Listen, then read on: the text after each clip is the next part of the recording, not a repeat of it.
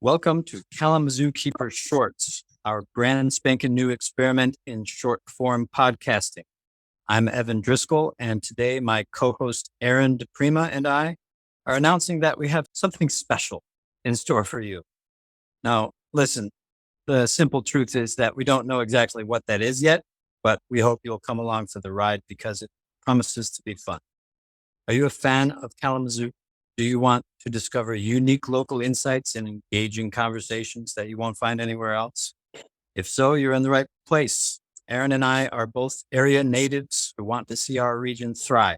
In this first experimental episode, which I emphasize is seriously casual, we'll briefly discuss Aaron's remarkable recovery from mobility issues and how that's changing his relationship to his time at his gyms, Strength Beyond, as well as his everyday life in Kalamazoo.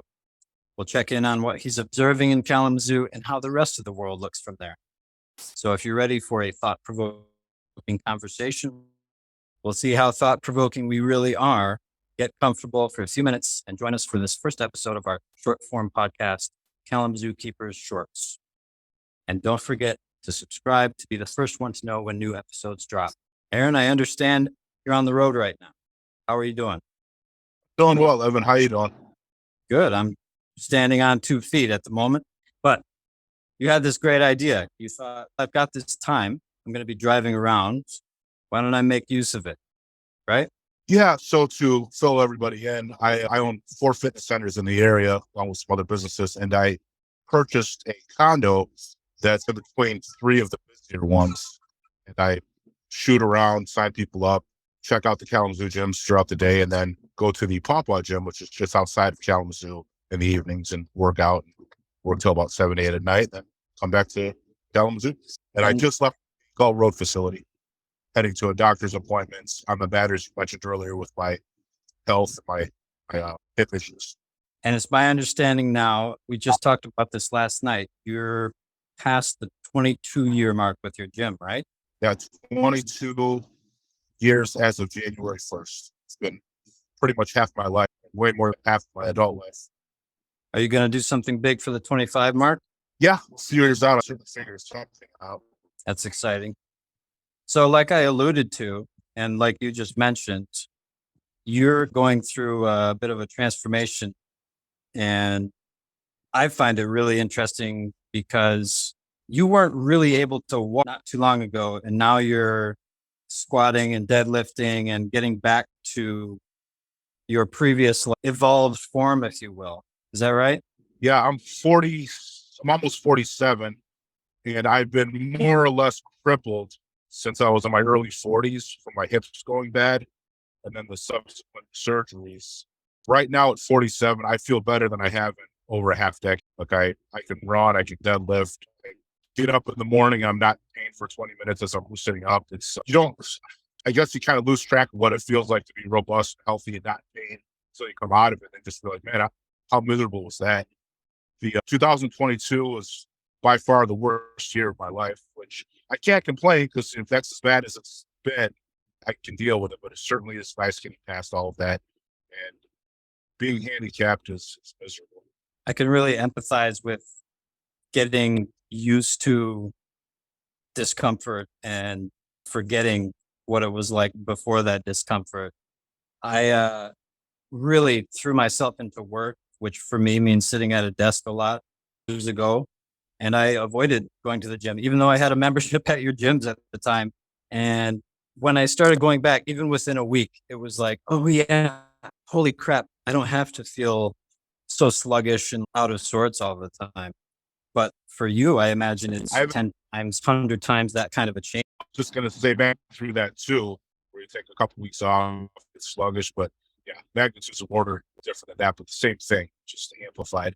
And do you care to share what the cause of this kind of debilitating state you were in and what's made all the difference in recent times? The short answer is wear and tear, but for your hips to degenerate like that, there has to be something mechanically unsound. So the way it was explained to me, doc said that when people sit in their mother's womb, if your legs don't sit quite right, your hips don't form quite right, and then you grind your hips down over the course of a lifetime.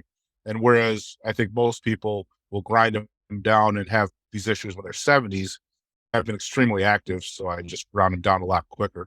And they were bone on bone when I went in. I'm reminded of this phrase from like the Silicon Valley types making software. They want to fail fast and fail forward. Well, you've definitely stress tested yourself over the years. And now you're kind of becoming a bionic man, is my Yeah, I think I'm 7 surgeries in now. It's remarkable that they can do that because 100 years ago, they couldn't fix any of this. And I would just be that old man on a rocking chair on the porch drinking moonshine, which really doesn't sound all that bad, but I would much prefer this.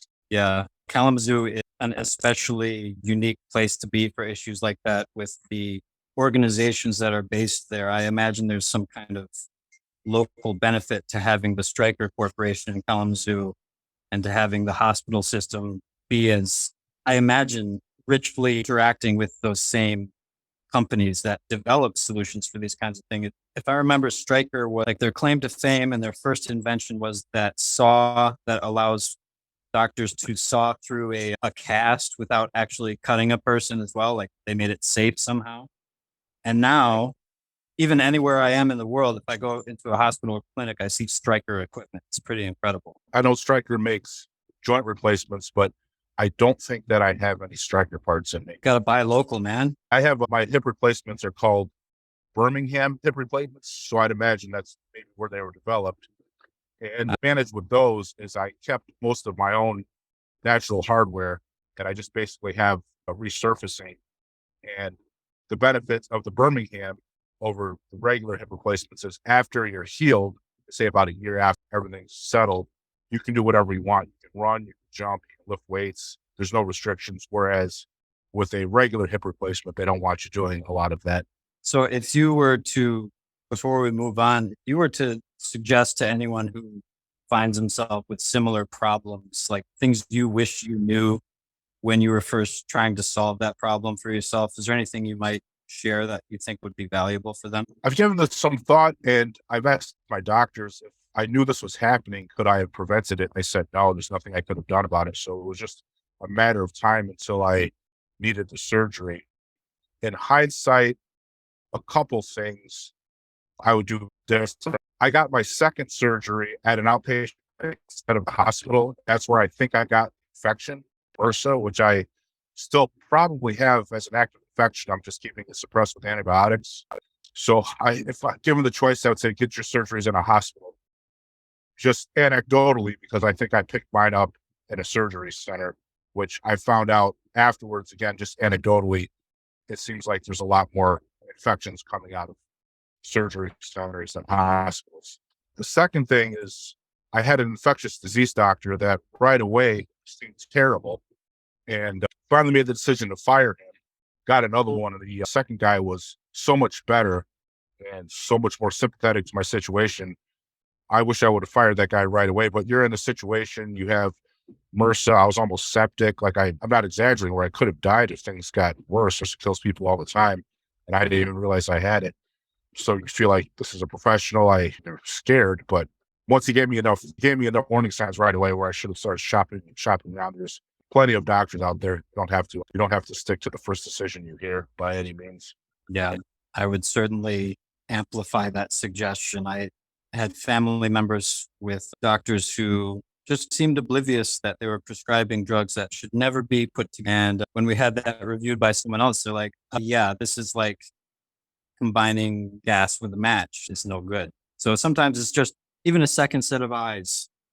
You mentioned the surgery center. I just remember the one major, not even major surgery. I had a knee surgery probably 15 years ago. And when I met the surgeon for the first time, this was a guy who was just about to retire. And he walks into the examination room. And the first thing he does without saying anything, he coughs into his hand. And then he reaches out to shake my hand and says, hi, I'm Dr. So-and-so. I'll be doing your surgery. Got to be pre-COVID, right? Yeah, that's right. I guess you're not in the surgery theaters. I'll take that into account, but that's an interesting way to introduce yourself as someone who really ought to prioritize hygiene.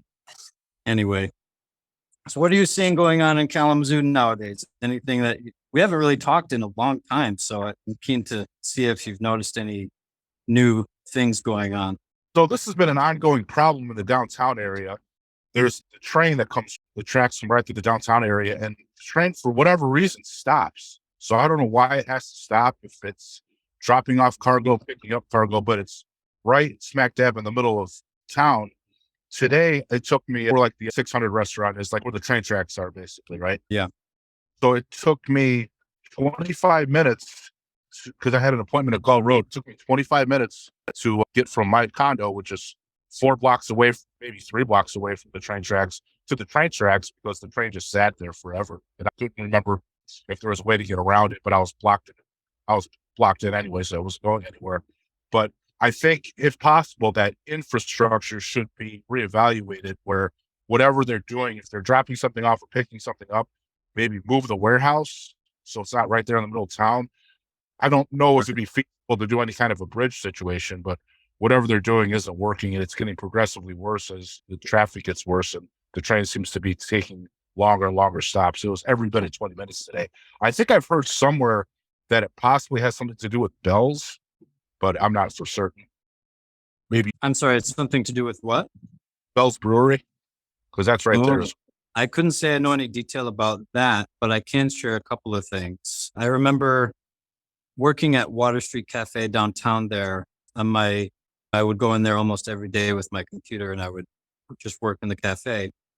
And I was there when that not quite a derailment, but the train cars started tipping over. At one point, they were really threatening to come off the tracks, and so they just stopped the train, and it took a whole day to fix the situation. That's really a choke point for Kalamazoo, as you obviously know. And when that happened, I learned that, if I'm not mistaken, if I remember correctly, that is the tightest turn that those kind of trains take in the Midwest, if not the US, that particular turn there. Just To a complete stop, reverse the turn for some reason. Yeah, I can't say I fully understand it, or even if I'm 100% correct on that, but I do remember hearing that, reading that at the time. This is many years ago now. But the other thing that I learned at the time, talking about it with some folks in my family, was they remembered when there were people having conversations in the city about, let's change this. And this was the 80s or 90s. Let's do something so that it doesn't impair local traffic so much, if at all. And as far as I know, nothing's changed. It's only gotten worse, to your point. But that is really a major thing, especially for the area that Kalamazoo and Portage is growing so fast, from what I know. That's going to just be a compoundingly troublesome problem, as far as I can. So I don't think it's, maybe I'm missing something, but I don't think it has something to do with the turn, because sometimes the trains just blow by, sometimes they stop. So the fact that they just blow by, unless it's going in a different, maybe it's going left to right, or what is that, run north and south? Maybe some are going north or some are going south. I don't know. I haven't paid that close attention. I suspect dropping something off or picking something. It seems like if that's the case, it shouldn't be a terribly complicated fix. Yeah, there's got to be something that can be done. Yeah. And aside from heavy infrastructure, any new businesses or new things that you'd like to note? I haven't been in Kalamazoo now for a few months, traveling at the moment. And as far as I know, like every time I come back, every few months or so, there's new things that just weren't there before. Anything you care to share in that regard? I think we get 3 or 4 new marijuana distribution places per day. 'Tis the season, yeah. And there's a bunch of those. There's so many of those. I think they finally reached that tipping point where some of them are closing down or going up for sale just because it's so saturated. Yeah, I've heard from friends and acquaintances that the Michigan market is, just as you say, very saturated. And it's like, as far as market cycles go, it seems to be in the consolidation, like mergers and acquisitions space right now, right? Yeah, I'd imagine there's going to be, I don't know what percentage, but a very large percentage of them probably won't be here in 5 years, because I just don't think that many places can survive. Also, it's related, but not directly related.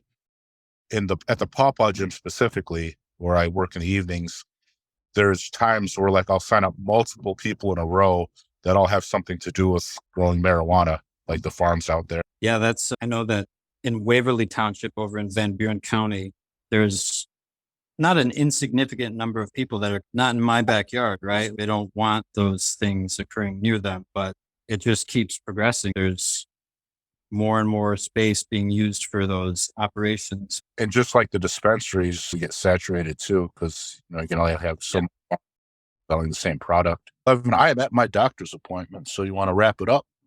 Let's wrap it up. There's a story I want to explain about my hip next time we talk. I'll talk to you about it a little bit before we record it, see what your thoughts are.